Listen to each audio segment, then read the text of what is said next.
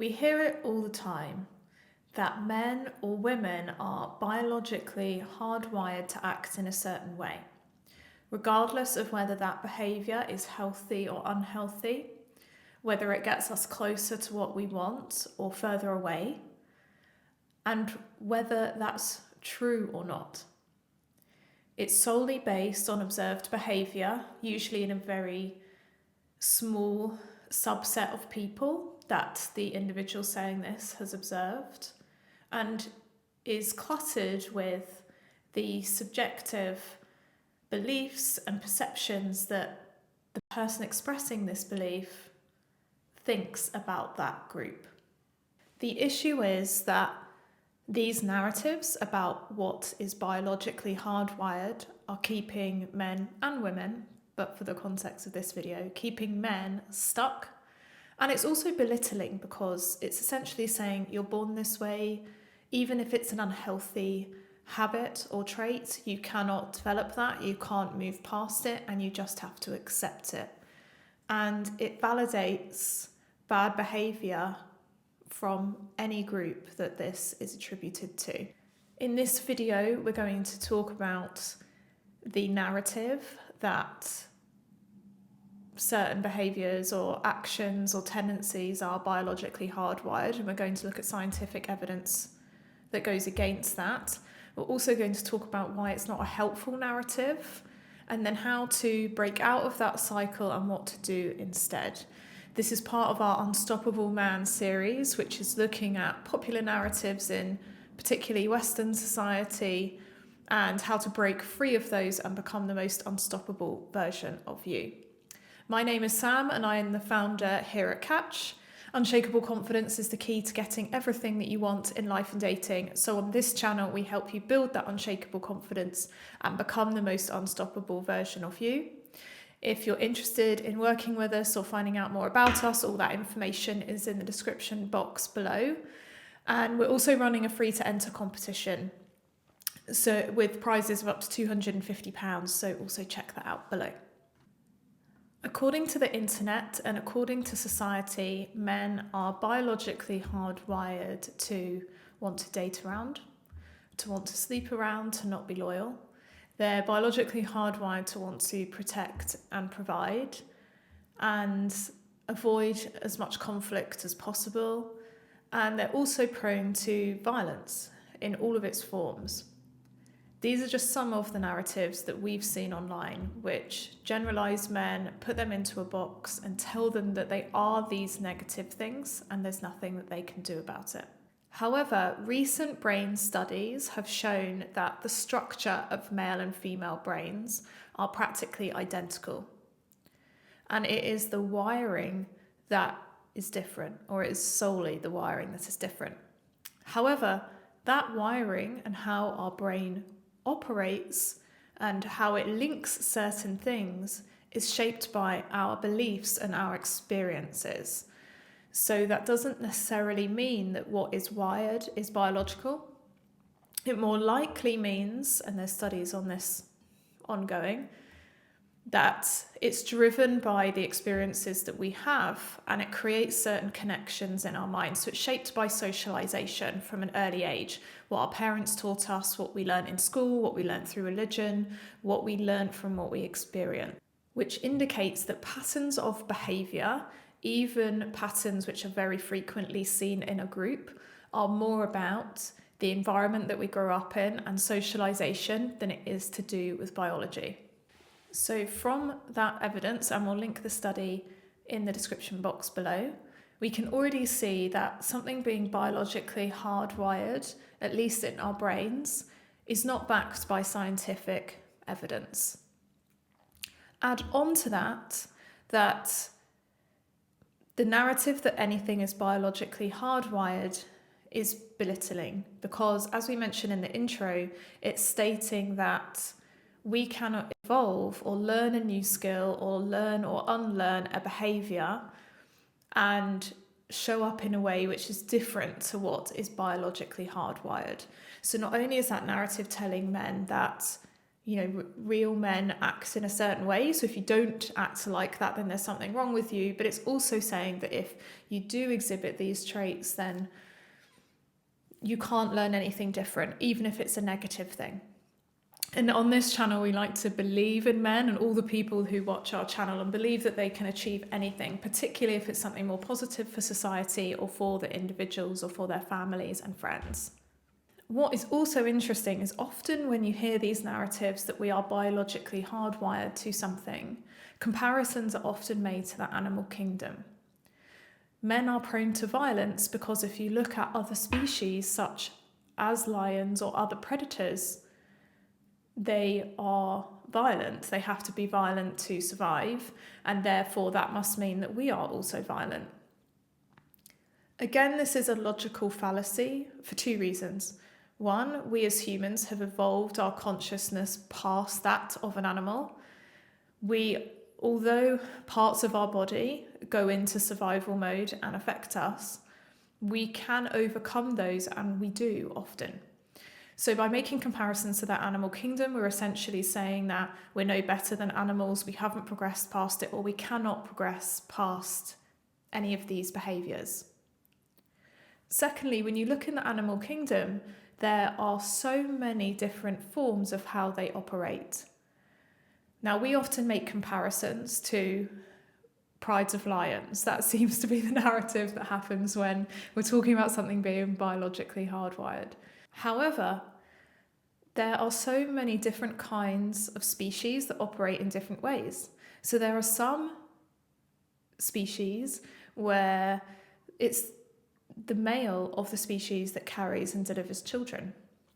There's some species where after mating, the man gets eaten, or the eggs are laid outside of the body, or there are species of animals who are herbivores and so don't eat meat and are not predators. And even within the lion kingdom, it's shown that women do most of the hunting.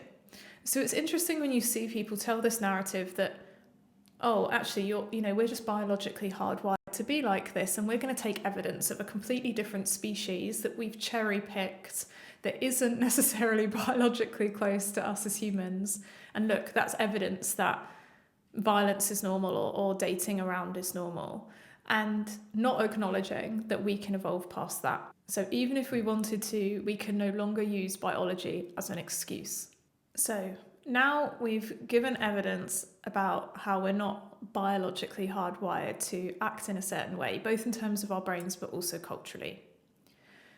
Now, when we also look at where these narratives are used, the term biologically hardwired is often used about both men and women to describe negative behaviours or to excuse negative behaviours. So we need to look at the incentives. What could the incentive be for certain groups to preach that things are being biologically hardwired? Well, as I said, it's an excuse to act in a certain way and not hold ourselves accountable for our own mindset, our own behaviours, our own growth, or to be able to opt out of developing ourselves in a certain way. And if we break down some of the areas that are often applied to men as being biologically hardwired, these are things where there's countless examples of men being able to adhere to it. So there are good examples, or examples of people who can make more intentional choices, make more conscious choices, and control and develop themselves. Also, there's often a contradiction between some of these biologically hardwired beliefs. So, for example, there are statements like, men are the leaders of the world. However, you can't challenge a man as a woman because it might emasculate that man. Now, if a man was a true leader and secure in himself, then he would want the challenge to grow further and be the best version of himself, or he would want that feedback to be able to grow even further, for example. Another example is men are visual creatures, and often that's being, using to be referred to women. However, when it comes to a home environment, often we hear, men just don't see the mess. So which is it? Are they visual creatures, or do they not see the mess? Which is it? And so when you look at where the term biologically hardwired or biologically prone is used, plus some of the examples and how they contradict themselves, it starts to paint a picture that, actually, it's just more about socialisation and what's been expected of men in the past. So it was expected that men would be seen as leaders. It was not necessarily expected that they would have to take care of a home in some instances.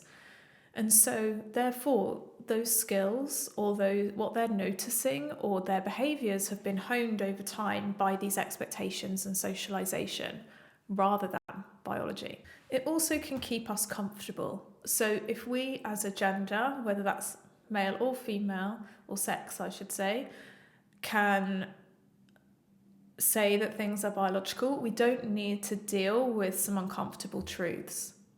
So for men, it may be the levels of violence and sexual assault that are prevalent in most societies, not even just Western societies, but most societies globally.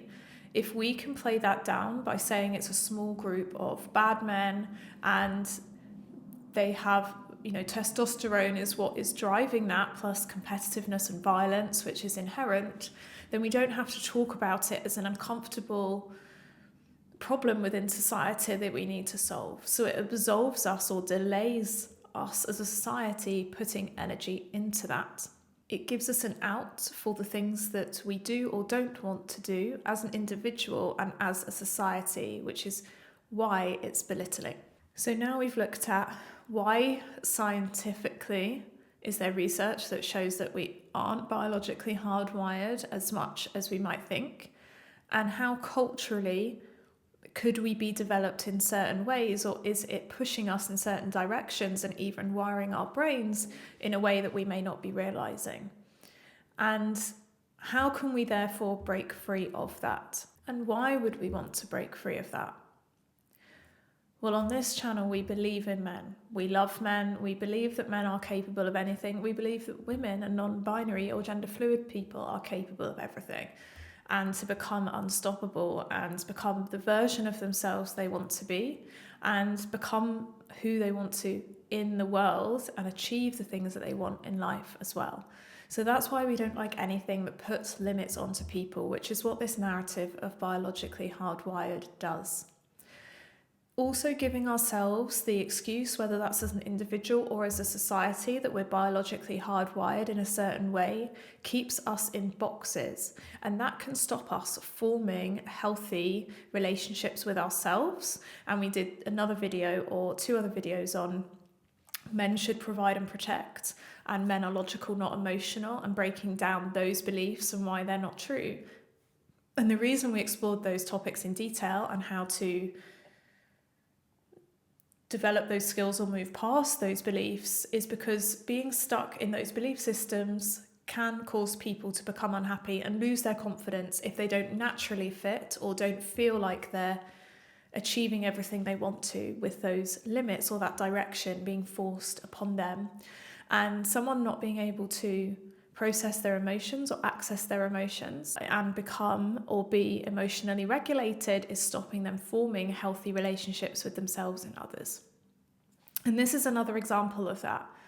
If we are in a relationship, for example, which is going through difficulties because we're arguing about how to split up chores within the home and how to create an equal kind of physical and mental load between different parts of life, then the narrative that, women are biologically hardwired to take care of the home and are just better at those things, or, men are better at certain other things, is going to keep us stuck in our position. And it's not going to help us as a couple in a relationship to look at each other and figure out, okay, how do we find what works for us? Instead, it keeps us entrenched in what we believe and making excuses rather than figuring out how to solve the problem together. And that can also apply in work, that can apply with family relationships. It can also form biases about who might be the best for certain roles, for example. So it's really important to break down these biases and Make sure that they aren't getting in the way of solving the problem, listening to the other person, letting our ego get in the way of connecting in terms of relationships, and also keeping us stuck when we might want to grow in certain ways. Also, if we as individuals and as a society can overcome the narrative that men or women or non-binary people will naturally act in a certain way, it's also going to help us get out of the victim mindset and take more accountability. And we did another video on how to take radical accountability and get out of the victim mindset, so I'll also link all the videos that we reference below. So it helps us take accountability and others take accountability for their behaviour, their actions, and improving those rather than just being able to say, it's how I am. And if we can reject the notion that any certain behaviour is biologically hardwired, we can better hold each other to account and create a more positive society. So for example, if we rejected the belief that men are inherently violent, then we could hold people who are violent much more to account, regardless of what their sex or how they identify, and reduce the tolerance in society for that, but create safer societies over time, and then reduce the fear that many have towards men and suspicion because of this belief that they're violent. So you can see how if we break free that a certain amount of bad behaviour is biological, then we can improve that with society rather than accepting it and trying to manage it for what it is, which is what a lot of our behaviour is at the moment. So how can we overcome this belief that we're biologically hardwired and that might be keeping us stuck? Well, we covered it at the start of some of it at the start of this video. We've given evidence as to why that's not true. So if you start rejecting any belief or generalization that is put onto you that doesn't ring true, now there may be some narratives that ring true for you because that's how you've been socialized. So for example, you may feel as a man that you need to date around to become across more masculine, to get experience, to be more desirable. And therefore you may have pursued dating around because of that continual narrative. Now, if you were to reject that and say, oh, actually, did dating around make me feel good? Did it make me feel validated internally? Or was it just something I was doing to impress society and other men? Was it just something that I was doing to inflate my own ego? But did I actually find it fulfilling? Or did I find it empty and difficult?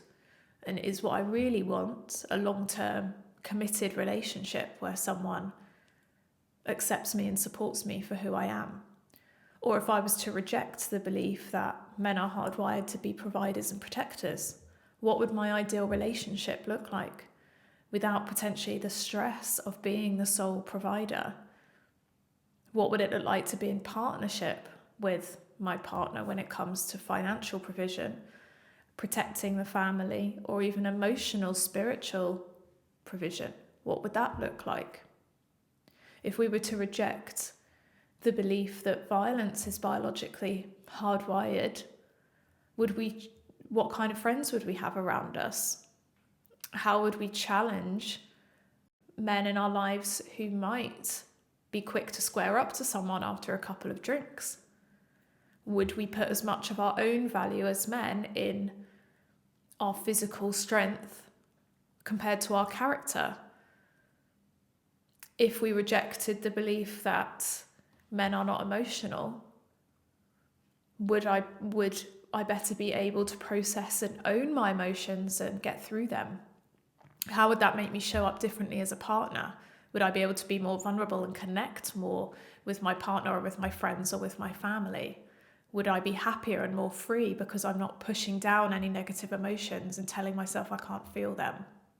So this is where, if you just take this blanket belief of being biologically hardwired off the table, you can start to challenge yourself and think about, what life do I really want to create? What man or person do I want to be? What would be the authentic expression of myself in terms of how I look, how I express myself, the relationships that I develop? What does my dream life look like? Which sounds much more exciting to me than being told this is what you have to do or should be like as a man. So we're coming towards the end of our Unstoppable Man series. We have 1 or 2 more videos where we'll talk about what does it mean to be a man or to be masculine in 2025, which wraps up all of the topics that we've explored so far. And we may also look at, as part of that video or a separate one, this narrative that men are being blamed for everything and that all of the news at the moment is negative about men and how to combat that. So if you have any thoughts on those topics, comment them down below, or if there's any other topics to do with men specifically that you would love for us to explore, or women actually, or gender fluid, because we'll likely do series on those in the future, then we'd love to hear. So would love to hear your thoughts and your reactions. Would love to hear your experiences with this. Thank you so much for tuning in and liking, sharing, commenting and subscribing. And we will see you in the next one.